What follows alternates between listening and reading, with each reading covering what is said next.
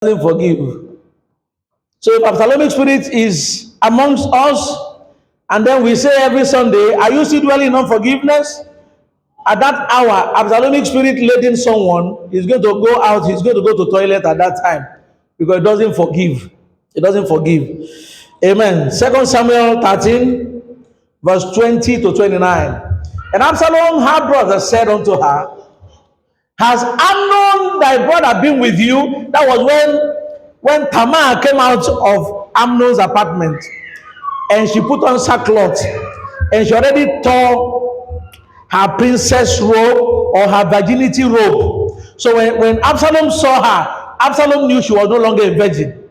But before she went to Amnon's apartment, she put on a garment that indicated that an Israeli daughter is still a virgin.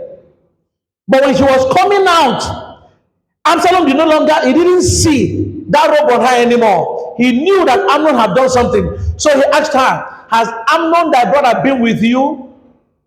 But hold now your peace. He pretended as if it didn't hurt him. He pretended as if it was nothing. He said, hold your peace. Oh, my sister, he's your brother.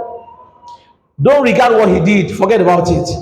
So Tamar remained desolate in her brother Absalom's house. Verse 21. Absalom hated Amnon. Absalom hated Amnon because he raped his sister Tamar. 23. Yes. 2 full years went by. Not for one day did he ask Amnon, why did you do this to my sister? No. Neither did he show it in his physiognomy. He was still doing whatever he was doing with Amnon. He was relating with him as if there was no problem. For 2 good years, he was planning. Don't forget, he's a crafty spirit. He was planning. He was looking at how best I can bring this guy down. I will so deal with him. He will never forget me in life. Then he came up with an idea after 2 years, 2 full years.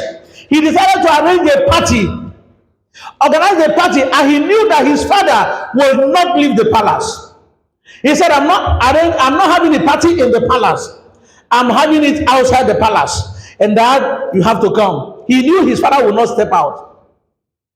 Therefore, it was an opportunity. He's a crafty spirit. He has planned it. It's an opportunity to now say, Dad, well, if you are not coming, will you allow or delegate your first son to represent you? I mean, someone should represent my father at my party. It sounds fine. It sounds okay. But that was where he was headed. He was not looking for King David to attend the party. He only wanted Amnon to come. Craftiness. But all this will happen 2 years later because it was an unforgiving spirit. He has not forgiven him. 2 good years. It came to pass after 2 full years, Absalom had sheep shearers in Baal-Hazor, which is beside Ephraim, and Absalom invited all the king's sons, which David understood and stood on this. David said, why should Amnon go? Amnon is my first son. He's seated with me in the palace, learning royalty way, learning the way of the palace. He is also recruited in the Israeli army. He needs to understand it when there is war. He needs to hear it when one thing or the other is happening. I don't always want him out of the palace. Come on, Amnon, what are you doing? I don't want him out of the palace. Why should he go with you? You know the importance of him seated with me here. You know it. Continue. 27. The living spirit is a go-getter spirit. It's a go-getter spirit. He doesn't give up. He's going to keep on pressing until he gets what he's looking for. Absalom pressed him that he led Amnon and all the king's sons to go with him. He said, before all this, Absalom already told his boys how to kill Amnon, his own senior brother.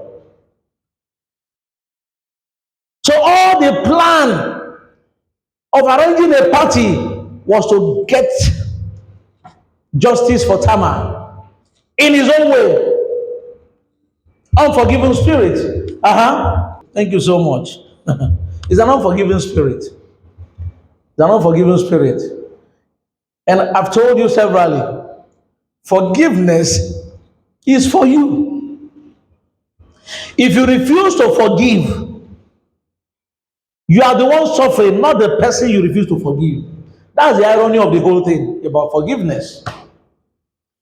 And for everybody called a Christian, that is where your Christianity is tested. Not in the area of I have faith, not in the area of I believe. Oh, I have hope. Oh, I have trust in the Lord. That is not where your Christianity is tested. It is in the area of forgiveness. Many Christians find it difficult to forgive. So you hear things like, okay, no problem, I forgive you. But I won't forget what you did. Then you never forgave in the first